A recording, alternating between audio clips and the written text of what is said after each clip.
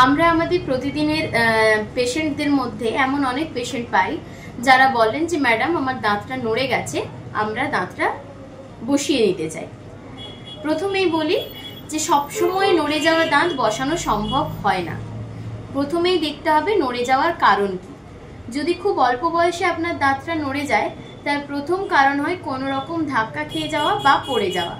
যদি এইরকম কোনো কারণে আপনার দাঁতটা নড়ে যায়, তাহলে সেক্ষেত্রে ম্যাক্সিমাম ক্ষেত্রে যেটা হয় সেটা হচ্ছে দাঁতের গোড়াটা, রুটটা ভেঙে যায়, যেটা বাইরে থেকে দেখা যায় না, সেই কারণেই দাঁতটা নড়তে থাকে। আর যদি এটা হয় তাহলে কিন্তু আপনার সেই দাঁত তুলে ফেলতে হবে। যদি না তুলে ফেলেন তাহলে ওই ফাটা জায়গা থেকে আপনার ইনফেকশন ক্রমাগত বাড়বে, ব্যথা যন্ত্রণা বাড়বে এবং সিস্ট হতে পারে।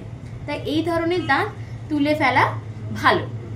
নড়ে যাওয়া দাঁত হোক বা যে সামনের হোক পেছনের হোক, যাই হোক, এই দাঁতগুলো তুলে দেওয়া ভালো।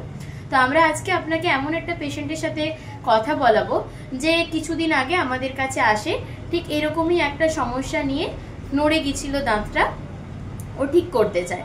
ও আগে অন্য ডাক্তার দেখায় এবং সেই ডাক্তার ওনাকে পরামর্শ দেন যে ওষুধ খেলে হয়তো দাঁতটা বসে যাবে। তিনি দাঁতের ডাক্তার ছিলেন না, তো ও ওষুধ খায়, কিন্তু ওষুধটা খেয়ে দাঁত ওর বসেনি। তো তারপর ও আমার কাছে দাঁতের ডাক্তারের জন্য, দাঁতের ডাক্তার আমার সাথে কন্ট্যাক্ট করে। তো এবং আমি দেখি এবং দেখার আগেই ওকে বলেছিলাম এবং বাকি কি কি হয়েছে, ট্রিটমেন্ট কি অবস্থায় ও আমার কাছে এসেছিল, ওটা ওনার মুখ থেকে আমি আপনাদেরকে শোনাতে চাই। আচ্ছা, আপনার নাম কি প্রথমেই বলুন। আমার নাম বুদ্ধদেব দাস। আচ্ছা, আপনি আমাদের কাছে কি সমস্যা নিয়ে এসেছিলেন? আমার দাঁতটা নড়ে গেছিল, তার জন্য এসেছিলাম। হ্যাঁ, নিয়ে তারপর এবার কি কি হয়েছে পুরোটা বলুন।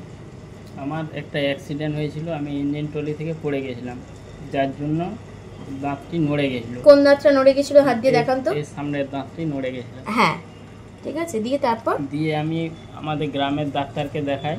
উনি বলে যে এটা ওষুধের দ্বারাই বসে যাবে। কিন্তু আমি 2 সপ্তাহ ওষুধ খাওয়ার পরও দাঁতটা বসেনি, শুধু নড়ছে। খাবার খেতেও অসুবিধা। দিয়ে আমি সাথে ব্যথা ছিল। হ্যাঁ, দাঁতে ব্যথা ছিল। বলেছিল যে ব্যথা মরে যাবে আর দাঁতটা টেনে বসিয়ে দিবে ওষুধে। কিন্তু ওটা যখন না হলো, তখন আমি এই দিদির কাছে এসেছিলাম। এসে ওনার সঙ্গে যোগাযোগ করি। উনি বললেন যে আগে তোমার এক্সরে করবো, এক্সরে না করে কোনো ওষুধ দেবো না। যার জন্য আমাকে একদিন টাইম দিয়েছিল। তারপরের দিন এসে এক্সরে করে উনি তার আগে বলেছিলেন যে মনে হয় দাঁতটি ভেঙে গেছে, কিন্তু এক্সরে করার পর ঠিক তাই হয়েছে, দাঁতটি ভেঙে গেছিলো। দিয়ে বলেছিল যে দাঁতটি তোমার তুলতেই হবে, না হলে ওতে মাংস বসে যাবে এবং ইনফেকশন হয়ে যাবে। আমিও ভাবলাম যে দাঁতটি এখন না তুললে পরে আমারও অসুবিধা হবে, তার জন্য দাঁতটি তোলা হয়। এবং দাঁত তোলার ঠিক কতদিন পর আমি দাঁতটা বাঁধিয়েছি? দাঁত তোলার 1 সপ্তাহ পর। 1 মাস পর? 1 সপ্তাহ না, 1 মাস আগে আমার দাঁত তুলেছিল। 1 মাস আমাকে নুন জলের কুলকুচি করতে বলেছিল, তারপরে আমার দাঁতটা বানিয়েছে। আচ্ছা, আমি একটুখানি ক্যামেরাটা সামনে আনতে বলবো। এই জায়গায় আমরা দাঁতটা বাঁধিয়ে দিয়েছি। কোথা থেকেও বোঝা যাচ্ছে না যে এখানে ওনার এই দাঁতটা মিসিং ছিল। আমরা একটা ব্রিজ করে দিয়ে ওনার দাঁতটা ফিক্সড ভাবে বাঁধিয়ে দিয়েছি। কোথাও কোনো অসুবিধা হচ্ছে কথা বলতে? না, কোনো অসুবিধা। ঠিক আছে। আচ্ছা, আপনারা দেখতেই পেলেন উনি ওনার সমস্যাটা নিজে মুখে বললেন এবং আমরা এই ভিডিওরই একটা স্ক্রিনে আপনাকে দেখিয়ে দেবো ওনার দাঁতটা যে দুটো পার্টে ভেঙেছিল। ভাঙা দুটো অংশই আমরা যেভাবে ভেঙে মুখ থেকে বেরিয়েছে ভাঙাটা, ঠিক সেইভাবেই আমরা দাঁতের ছবিটা আপনাদের এই স্ক্রিনে আপনারা দেখতে পাবেন। আর দেখতেই পেলেন পেশেন্ট সুন্দরভাবে কথা বলতে পারছে, একদম নর্মাল আছে।